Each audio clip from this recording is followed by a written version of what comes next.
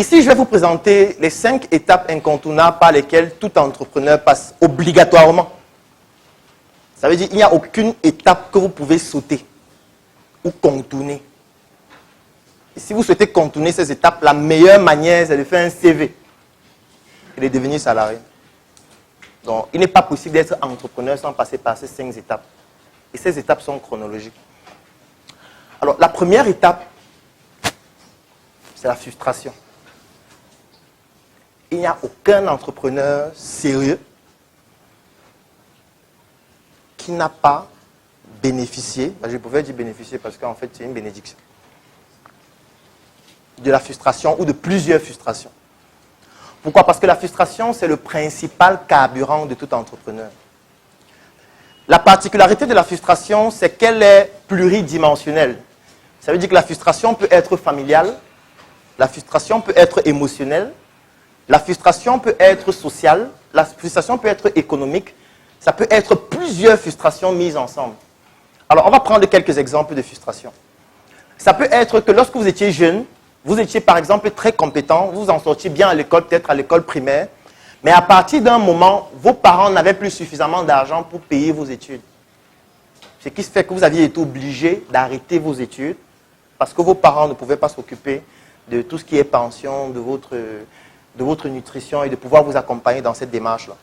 Ce qui fait que vous vous êtes lancé dans la vie active plus tôt que prévu, alors que certainement vous aviez des prédispositions pour aller beaucoup plus loin. Ça, c'est une frustration. Est-ce qu'il y a des gens qui ont eu cette frustration dans cette salle? Oui. En général, cette frustration produit quoi? Ça produit des personnes qui plus tard ne veulent pas que leurs enfants puissent vivre ce genre de situation. Ça produit des personnes qui veulent gagner beaucoup d'argent pour que leurs enfants puissent être dans de très grandes écoles. Donc, ça développe directement un carburant de motivation qui pousse donc l'entrepreneur à être drivé par certains objectifs qu'il doit absolument atteindre. Parce qu'il a eu cette frustration-là, ou ces frustrations. Je vais prendre un autre exemple de frustration. Il y a des femmes et des hommes qui, lorsqu'elles étaient jeunes ou lorsqu'ils étaient jeunes, ont été violés. Je le dis pourquoi? Parce que moi, je travaille à l'hôpital régulièrement et puis on ne passe pas une journée sans recevoir des enfants qui ont été violés. Je me rappelle la ville où le pic était vraiment exponentiel, c'était à Bafoussam. Parce que quand j'étais à Bafoussam, c'était pratiquement chaque semaine où des enfants de 2 ans, 3 ans, 4 ans se faisaient violer et venaient à l'hôpital tout le temps. Donc ce que vous voyez sur Facebook, ce n'est que la partie visible en fait de l'iceberg. Parce que c'est beaucoup plus grave que ça.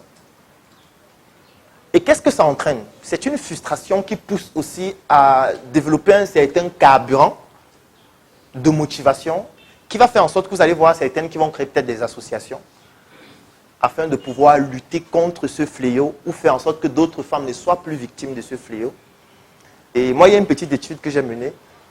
C'est que lorsque quelqu'un a un projet, je me rends compte que son projet est presque exclusivement orienté social, je peux directement deviner que dans son enfance, il a vécu certaines frustrations physiques, directes ou indirectes, parce que ça peut être indirect aussi. Ça peut être que vous êtes témoin des scènes de frustration physique d'autres personnes, ou alors vous en avez été victime vous-même.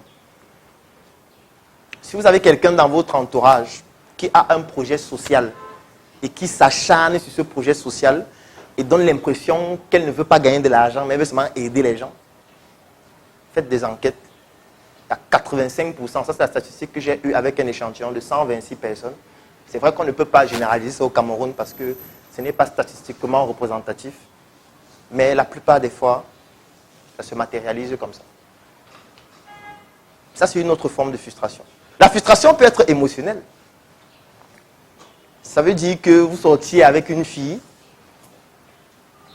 et à un moment donné, elle vous a dit, vraiment, Paul, tu es trop bien pour moi.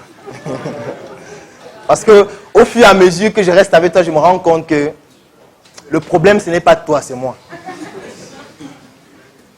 Je ne veux pas te perdre du temps. Tu es un homme bien. Tu vas réaliser de belles choses dans ta vie. N'hésite pas à m'appeler si tu as besoin de moi. Si tu as besoin que je t'accompagne, si tu as besoin d'un avis, si tu as besoin d'un soutien, je serai toujours là. Mais je pense que pour que tu te développes réellement, il faut qu'on se sépare parce que je te freine dans ton élan. En fait, ça c'était un message subliminal parce qu'elle ne veut pas vous dire que vous êtes pauvre et avec quelqu'un qui a plus d'argent. Si ça ne vous est pas encore arrivé, c'est qu'elle était polie. Et elle vous a dit que vous êtes mieux pour elle. Elle n'a pas voulu vous dire que vous êtes pauvre. Parce que c'est déjà arrivé à tous les hommes. Et si vous dites que ça ne vous est pas encore arrivé, soit vous mentez, soit elle a été polie. C'est entre les deux cas. C'est aussi une frustration. Parce qu'à un moment donné, vous vous dites, et qui donc me bat parce qu'elle n'a pas l'argent. On va voir ça. Et quand vous travaillez, en fait, vous ne pensez qu'à ça. Vous voyez l'image, vous prenez sa photo, vous imprimez, vous mettez ça sur la table de chevet. Quand vous êtes sur l'ordinateur, vous regardez ça que je vais te montrer. Tu vas voir. Il va devenir plus riche que toi.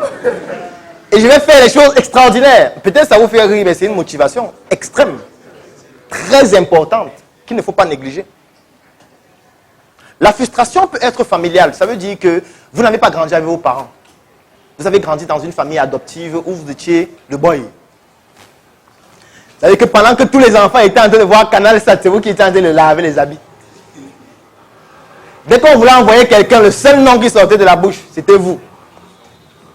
On envoyait tous les autres enfants dans des écoles de 800 000, mais vous étiez au lycée. Vous allez d'abord laver la maison et partir à pied.